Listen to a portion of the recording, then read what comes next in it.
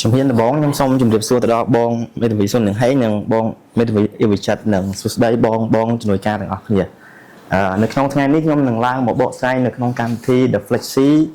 ដែលហៅថា Reading Club ក្នុងសប្តាហ៍ទី4នៅក្នុងប្រធានបទសិភៅដែលនិយាយពីវិធីយកឈ្នះចិត្តមនុស្សបែបសុភាពនិងដាច់ខាតមុននឹងដល់ឈានដល់ការបទបង្ហាញខ្ញុំសូមណែនាំខ្លួនខ្ញុំឈ្មោះឡាយលៀងក្រួយជាជំនួយការនៃក្រុមមេធាវី The Core កំពុងរៀននៅជំនាញនីតិសាស្ត្រនៃសាកលវិទ្យាល័យភូមិន្ទនីតិសាស្ត្រនិងវិទ្យាសាស្ត្រសេដ្ឋកិច្ចមុននឹងឈានទៅដល់ការបកស្រាយខ្ញុំសូមណែនាំពីមាតិកាដែលមានសេចក្តីផ្ដើមវិធីយកឈ្នះចិត្តមនុស្សពីមនុស្សល្បីអត្តចរិតទាំង6និងពីជំពូក1ដល់ជំពូក4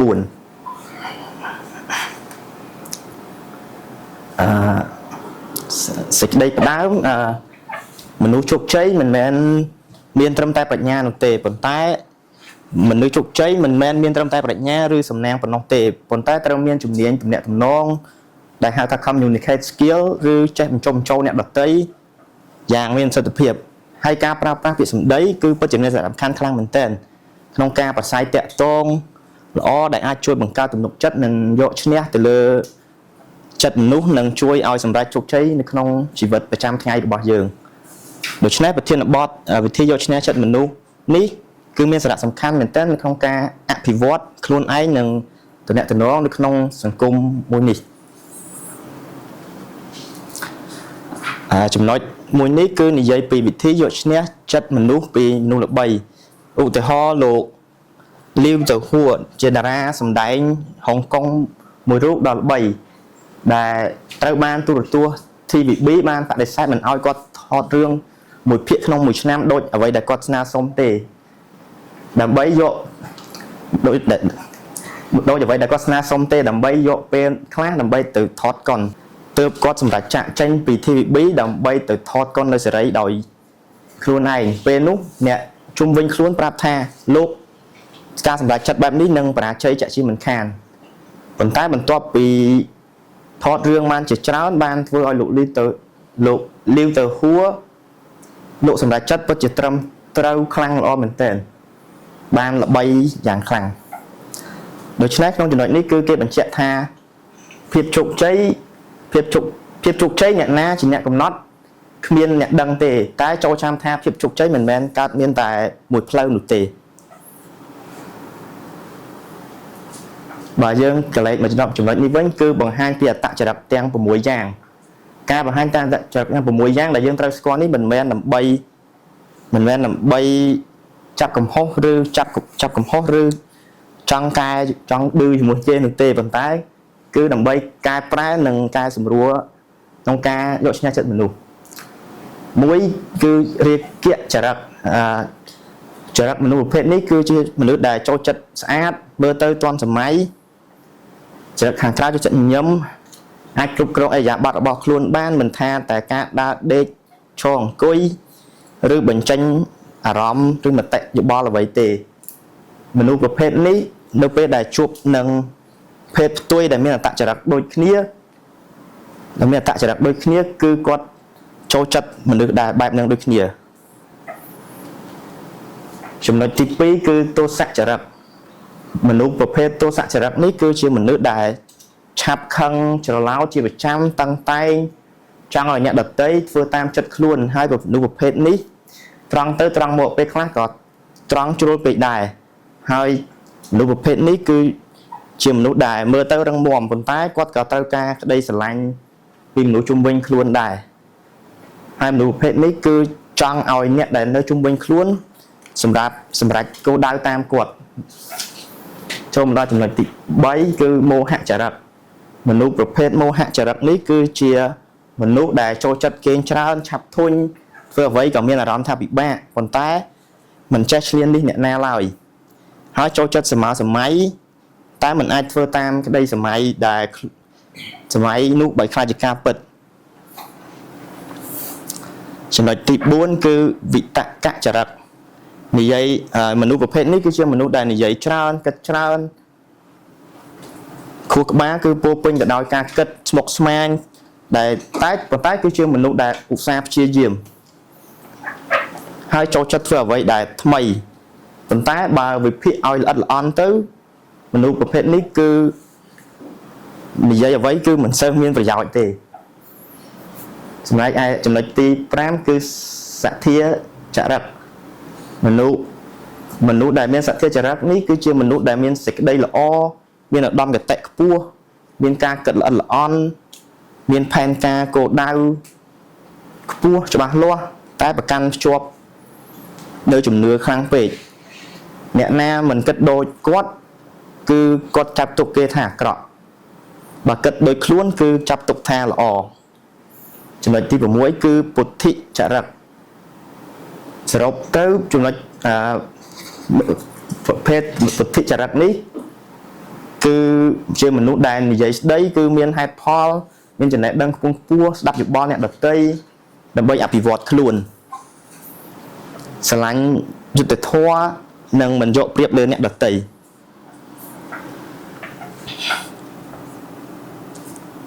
យើងចូលមកកាន់ជំពូកទី1គឺ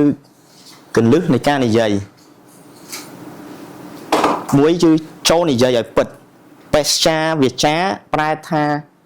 ការនិយាយស្ដីផ្អែមពីរោះស្ដាប់ហើយមានអារម្មណ៍ស្រស់ស្រាយចិត្តដែលវាមានធាតុផ្សំ4ដែល1ជាសម្ដីដែលនិយាយទៅសុទ្ធតែជាពាក្យពិត2ជាសម្ដីដែលពីរោះមិនគំរោះគំរើយចំអេះចំអាស់ឬកក្រិច3ជាសម្ដីដែលមិនបំផ្លាញទឹកចិត្តឬបង្កភាពក្តៅក្រហាយដល់អ្នកដទៃឬមួម៉ៅផ្សេងចំណុចទី4គឺជាសម្ដីដែលមានប្រយោជន៍ដល់អ្នកដទៃក្នុងការធ្វើអ្វីមួយយើងបន្តកលឹះនៃការនិយាយនេះតដែលមានចំណុចលេខ2ហេតុផលដែលមនុស្សបរាជ័យចូលចិត្តនិយាយកុហកមូលហេតុដែលមនុស្សបរាជ័យចូលចិត្តនិយាយកុហកគឺដើម្បីការទាមទារការចាប់អារម្មណ៍មនុស្សដែលកុហកដើម្បីទាមទារការចាប់អារម្មណ៍ជាញឹកញាប់គឺជាពួកដែលប៉ិនប្រូព្រោះត្រូវការទទួលស្គាល់ពីសង្គមតែខ្លួនពុំមានសមត្ថភាពក្នុងការធ្វើឲ្យអ្នកដទៃមកចាប់អារម្មណ៍លើខ្លួនទេ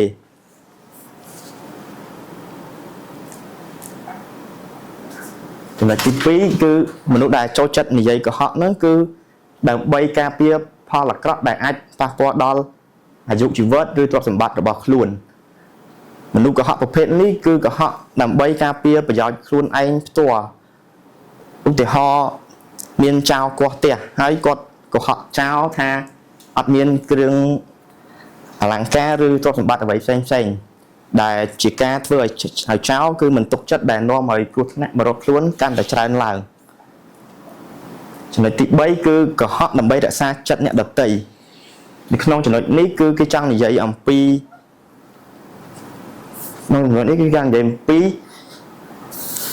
ការប្រសាអ្នកដទៃដោយមិនចេញពីចិត្តឧទាហរណ៍មិត្តម្នាក់ទើបតែកត់សក់រួចហើយសួរថាយ៉ាងម៉េចដែរហើយក្នុងកំណត់របស់អ្នកមើលក្នុងកំណត់របស់អ្នកឆ្លើយគឺមើលឃើញថាអាក្រក់ប៉ុន្តែនៅតែព្យាយាមនិយាយកុហកថាស្អាតសង្ហាដែលហៅថាពាក្យមិនពិតដែលធ្វើឲ្យអ្នកស្ដាប់មានអារម្មណ៍ល្អ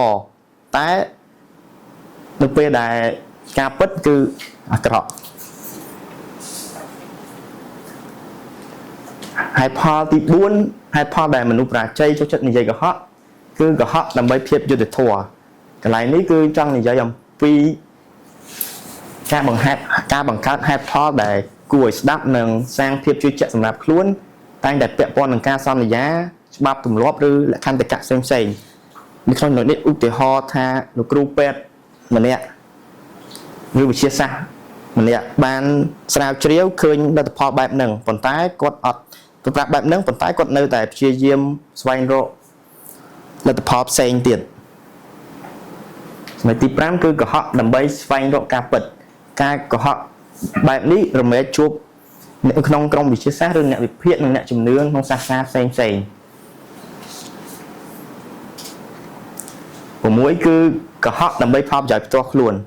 ក្នុងគោលបំណងបែបនេះជួបច្រើនបំផុត ในក្នុងសង្គមបច្ចុប្បន្នដើម្បីយកខ្លួនល្អដើម្បីប្រយោជន៍ផ្ទាល់ខ្លួនតែបែរជាទម្លាក់កំហុសឲ្យអ្នកដទៃដើម្បីតែខ្លួនឯងល្អជំពូកចំណុចទី3ផលអាក្រក់នៃការនិយាយអាក្រក់មួយបង្កឲ្យកើតសេចក្តីទុក្ខផ្លូវចិត្តការនិយាយកុហកធ្វើឲ្យចិត្តមនុស្សគឺមិនស្កប់ស្កល់ត្រូវគិតច្រើននិងរស់នៅក្នុងការភ័យខ្លាចក្នុងការធ្វើអ្វីមួយដែលខ្លាចគេដឹងការពិតមនុស្សដែលកុហកតែងតែមានអារម្មណ៍តានតឹងខ្លាចការពិតខ្លាចគេដឹងការពិតនិងមានសម្ពាធផ្លូវចិត្តឬផ្លូវអារម្មណ៍ជាបន្តបន្ទាប់យូរទៅវាអាចនឹងធ្វើឲ្យប៉ះពាល់ដល់បញ្ហាផ្លូវចិត្តជាខ្លាំងនិងធ្វើឲ្យបាត់បង់ភាពស្កប់ស្ងាត់ផ្លូវអារម្មណ៍ក្នុងករណីដ៏ធ្ងន់ធ្ងរវាអាចបង្កឲ្យមនុស្សមិនស្គាល់ខ្លួនឯងនិងមានបញ្ហាសុខភាពជាចម្បងពីរគឺផលប៉ះពាល់ដល់សតិបញ្ញានិងបាត់បង់ការទុកចិត្តពីសង្គមមនុស្សដែលកុហកតែងតែជាមនុស្សដែលនិយាយកុហកញឹកញាប់និងចំណាយពេលគិតពីរបៀបកុហកជំនួសឲ្យការគិតអ្វីដែលមានប្រយោជន៍ដែលវាធ្វើឲ្យសមត្ថភាពគិតវិភាគនិងការសម្រេចចិត្តគឺថយចុះបាត់បង់ឱកាសក្នុងការបង្កើតអ្វីដែលថ្មីអភិវឌ្ឍខ្លួនខ្វះការគិតពិចារណាប្រកបដោយមានហេតុផលជាមួយគ្នានេះដែរការកុហកធ្វើឲ្យមនុស្សបាត់បង់កេរ្តិ៍ឈ្មោះនិងភាពទុកចិត្តពីអ្នកដទៃដែលបណ្ដាលឲ្យទំនាក់ទំនងសង្គមសោយងាយមានជម្លោះនិងធ្វើឲ្យពិបាកក្នុងការរស់នៅក្នុងជីវិតចូលដល់ជំពូកទី2គឺទំនាក់ទំនងនៅក្នុងគ្រួសារដែលមាន6ចំណុចទី1គឺឪពុកម្ដាយមានចរិតរាគៈចរិតទី2ឪពុកម្ដាយដែលមានចរិតឪពុកម្ដាយប្រភេទទោសៈចរិតឪពុកម្ដាយទី3ឪពុកម្ដាយប្រភេទមោហៈចរិតទី4ឪពុកម្ដាយប្រភេទវិតកចរិតទី5ឪពុកម្ដាយប្រភេទសទ្ធាចរិតនិងទី6ឪពុកម្ដាយដែលមានពុទ្ធិចរិតแล้วយើងចូលមកកាន់ការបកស្រាយចំណុចទី1គឺឪពុកម្ដាយប្រភេទរាគៈចរិតឪពុកម្ដាយប្រភេទនេះគឺជាឪពុកម្ដាយដែលចាប់អារម្មណ៍តែទៅលើខ្លួនឯងហើយក៏ជាមនុស្សដែលចូលចិត្តទាន់សម័យចូលចិត្តចូលក្នុងសង្គមឪពុកម្ដាយប្រភេទនេះគឺជាឪពុកម្ដាយដែលមិនពេញចិត្តដល់យើងនោះទេក្នុងករណីដែលយើងធ្វើខុសពីបំណងរបស់គាត់ឬធ្វើឲ្យគាត់បាក់មុខក្នុងទីសាធារណៈហើយក្នុងការដោះស្រាយជាមួយគាត់គឺនិយាយជាមួយគាត់ដោយលួងលោមឬនិយាយជាមួយគាត់ដោយមួយនិងដោះស្រាយតាមសន្តិវិធីចំណុចទី2គឺឪពុកម្ដាយប្រភេទទោសៈចរិតដែលចូលចិត្តប្រើអំណាចឪពុកម្ដាយប្រភេទនេះក៏ដូចជាឪពុកម្ដាយប្រភេទរាគៈចរិតដែរគឺដោះស្រាយជាមួយគាត់ដោយនិយាយជាមួយគាត់ស្ងៀមស្ងាត់និងមួយបញ្ជាក់នៅហេតុផលឲ្យបានច្បាស់លាស់ឪពុកម្ដាយប្រភេទនេះគឺចូលចិត្តមើលខ្លួនឯងជាសំខាន់គិតថាខ្លួនឯងជាមនុស្សដែលចេះគ្រប់សពមិនងាយទទួលស្គាល់កំហុសនិងចូលចិត្តប្រើអំណាចលើកូនទី3គឺប្រភេទឪពុកម្ដាយប្រភេទមោហៈចរិតស្រឡាញ់កូនតែតាមចិត្តកូនពេកនៅក្នុងចំណុចនេះឪពុកម្ដាយដែលមានមេត្តាចិត្តល្អយល់អារម្មណ៍កូនតែមិនសូវនិយាយបញ្ចេញតាមរយៈសកម្មភាពប៉ុន្តែតាមចិត្តកូនជ្រុលពេកឪពុកម្ដាយប្រភេទនេះគឺជាឪពុកម្ដាយដែលយល់ពីចិត្តកូនតាមចិត្តកូនហើយកូនចង់បានអ្វីតែងតែធ្វើតាមនិងបង្ហាញតែប៉ុន្តែមិនដែលបង្ហាញក្តីស្រឡាញ់តាមរយៈពាក្យសម្ដីនោះទេគឺបង្ហាញតាមរយៈសកម្មភាពឬទង្វើចូលមកដល់ប្រភេទទី4គឺឪពុកម្ដាយដែលមានវិតកចរិតដែលចូលចិត្តបន្ទោសកូននិងគិតអវិជ្ជមានឪពុកម្ដាយដែលតែងតែចូលចិត្តបន្ទោសកូនដាក់សម្ពាធលើកូនព្រោះគិតថាខ្លួនពូកែគ្រប់យ៉ាងពូកែគ្រប់ពេលវេលាដែលឪពុកម្ដាយនិយាយច្រើនដែលធ្វើរហូតដល់កូន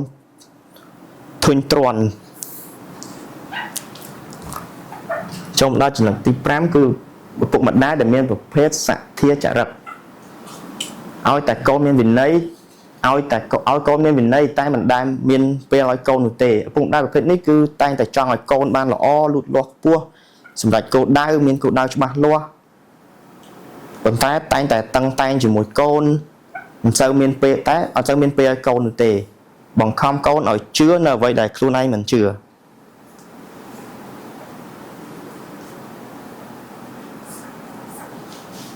ចំណុចទី6គឺឪពុកម្ដាយដែលមានពុទ្ធិសចរិតដាក់សម្ពាធឲ្យកូនជំរុញឲ្យកូនឲ្យពូកែដោយខ្លួនឪពុកម្ដាយប្រភេទនេះគឺជាឪពុកម្ដាយដែលតែងតែជឿជាក់លើខ្លួនឯងខ្ពស់ចង់ជំរុញឲ្យកូនពូកែដោយខ្លួនឯងតែមិនដែលសួរនាំអំពីកូនថាកូនចង់បានអ្វីឬសមិទ្ធផលអ្វីមានសមត្ថភាពដល់ឬទេ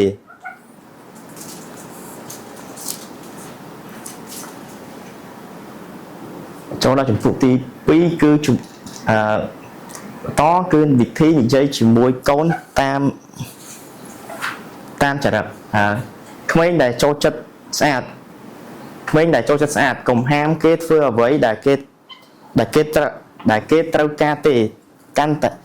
កុំហាមគេនៅអ្វីដែលគេមិនត្រូវការឬចង់ធ្វើព្រោះហាមគេគឺគេកាន់តែកើនកាន់តែចង់ឈ្នះ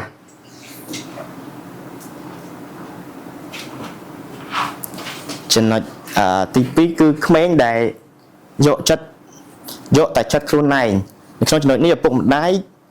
គឺត្រូវតែដោះស្រាយនិងណែនាំគាត់ឲ្យបានច្រើនព្រោះក្មេងនេះគឺចូលចិត្តបង្ខំអ្នកផ្សេងដែលខ្លួនមិនចូលចិត្តឲ្យអ្នកបង្ខំអ្នកដែលខ្លួនមិនចូលចិត្តឲ្យអ្នកណាមកបង្ខំលើខ្លួនឡើយត្រូវបង្រៀនឲ្យចេះយកចិត្តគេដាក់ចិត្តយើង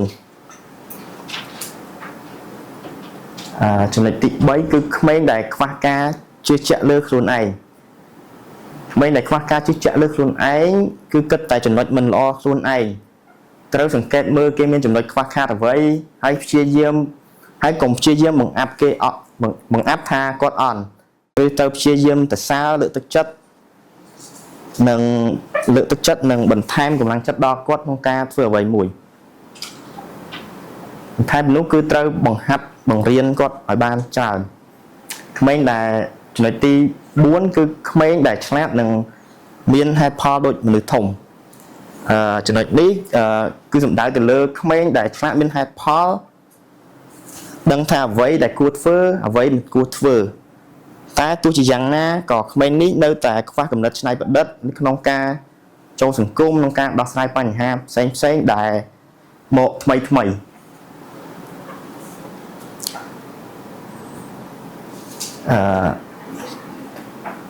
បន្តចំពោះទី3គឺបច្ចេកទេសក្នុងការនិយាយជាមួយមនុស្សដែលទើបតែស្គាល់ចំណុចទី1គឺចូលញញឹមជានិច្ចនៅក្នុងនេះគឺគេចង់សំដៅទៅលើការញញឹមឲ្យបានជាប់ដែលជាពាក្យសម្ដីមួយដែលគឺជាពាក្យសម្ដីមួយដែលមិនឮសំឡេងប៉ុន្តែវាមានឥទ្ធិពលក្នុងការទំនាក់ទំនងជាមួយនឹងមនុស្សនៅជុំវិញខ្លួនទី2គឺការណែនាំឲ្យស្គាល់ដោយមិនឲ្យភាគីម្ខាងទៀតមានអារម្មណ៍ធុញទ្រាន់នៅក្នុងចំណុចនេះគឺ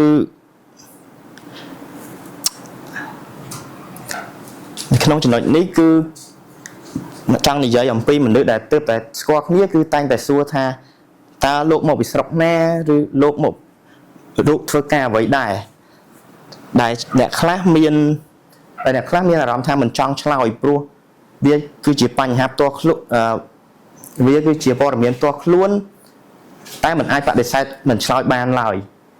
ឬជាការឆ្លើយឲ្យតែរួចពីមាត់ដែលវាធ្វើឲ្យភាគីម្ខាងទៀតមើលមកមានអារម្មណ៍នឹងមិនដឹងនិយាយអ្វីបន្តជាមួយឧទាហរណ៍នៅក្នុងចំណុចនេះបើគេសួរថាលោកមកពីខេត្តណាយើងគួរតែឆ្លើយពីខេត្តដែលយើងនៅហើយនឹងរៀបរាប់បន្ថែម 2-3 ប្រយោគពីក្រោយទៀតដើម្បីឲ្យវាមានតាក់ទាញនៅក្នុងការនិយាយបន្ត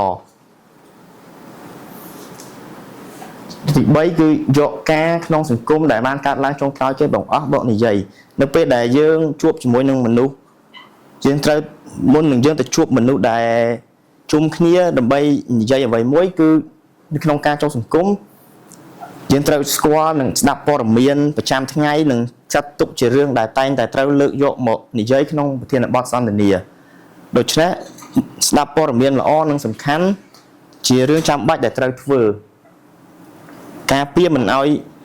ពេលយើងនិយាយជាមួយគេយើងសួរថាគេគឺកំពុងនិយាយអំពីរឿងអ្វីដែលកំពុងតែផ្ទុះនៅក្នុងសង្គមបច្ចុប្បន្នចំណុចទី4ហៅឈ្មោះភាគីម្ខាងទៀតហៅឈ្មោះភាគីម្ខាងទៀតដើម្បីបង្ហាញឲ្យឃើញថាយើងចាប់អារម្មណ៍និងនិយា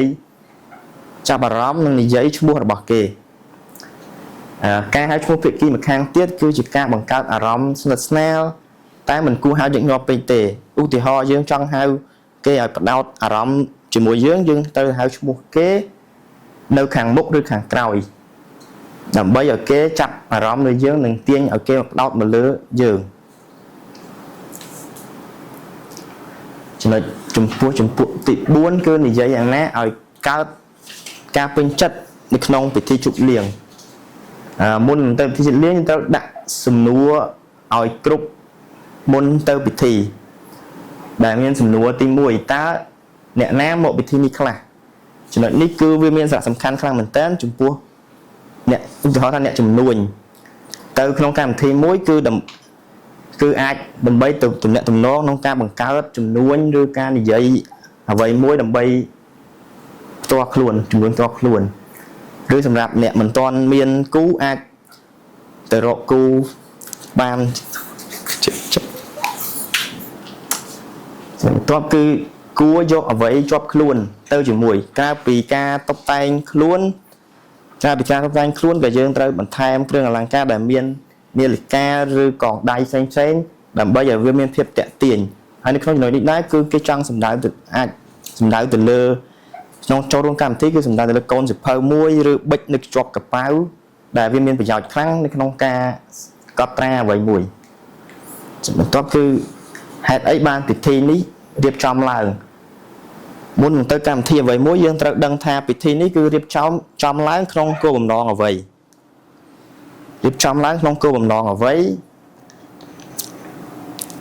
ដើម្បីអាចក្នុងចំណុចនេះគឺគេចង់ឲ្យយើងចូលរួមដឹងថាហេតុអ្វីពិធីនេះរៀបចំឡើងក្នុងគោលបំណងអ្វីដើម្បីពេលយើងទៅគឺមិនមែនដើម្បីតែសប្បាយនោះទេឧទាហរណ៍ថាការរៀបចំសិក្ខាសាលាមួយយើងទៅគឺត្រៀមលក្ខណៈក្នុងការសិក្សារៀនសូត្រមិនមែនដើម្បីសប្បាយនោះទេចំណុចទី4នេះគឺគួរទៅដល់ពិធីនៅពេលណាកម្មវិធីមួយគឺត្រូវការភ្ញៀវខ្លាំងមែនតើអញ្ចឹងដើម្បីអាចកម្មវិធីអាចកើតឡើងគឺលុះត្រាតែមានភ្ញៀវឬមនុស្សចូលរួមអញ្ចឹងយើងគួរណាតែទៅឲ្យបានមុនពេលកំណត់ចំណុចបន្ទាប់ចុងក្រោយតើបង្កើតទំនាក់ទំនងជាមួយអ្នកដទៃនៅក្នុងពិធីជប់លៀងបានយ៉ាងដូចម្ដេច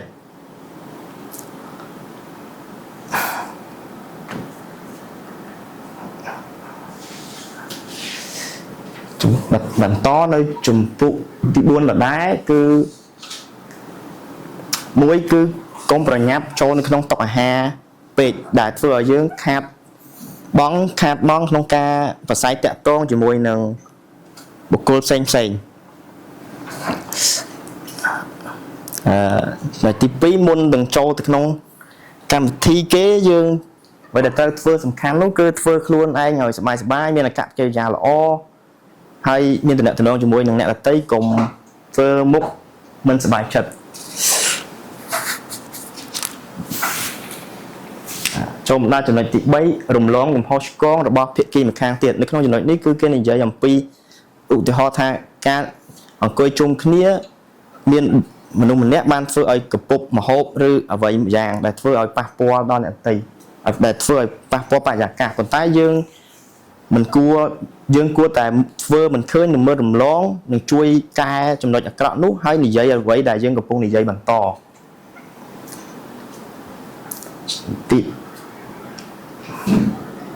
ចំណុចទី4ការនិយាយលេងគឺស័ក្តិសមបំផុតសម្រាប់ការជួបគ្នាដោយចៃដន្យ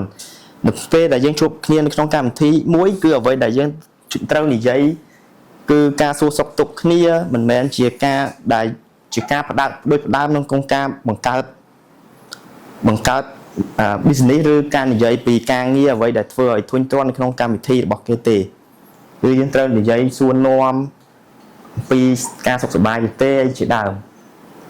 ទី5គឺបណ្ដោយឲ្យគូសន្ទនានិយាយឲ្យអស់រួចយើងនិយាយម្ដងនៅក្នុងចំណុចនេះគឺតែងតែមានច្រើនមែនទែននៅក្នុងការពិធីអ្វីមួយឬនៅក្នុងកម្មវិធីអ្វីមួយឬភ្លេងកម្មវិធីអ្វីមួយឬក្នុងសិក្ខាសាលាអីផ្សេងគឺការនិយាយកាត់ឧទាហរណ៍ថាបុគ្គលកកំពុងតែនិយាយបុគ្គលខគឺនិយាយបន្តតគ្នាដណ្ដើមគ្នានិយាយចំណុចទី6គឺធ្វើជាបន្ទោសខ្លួនឯង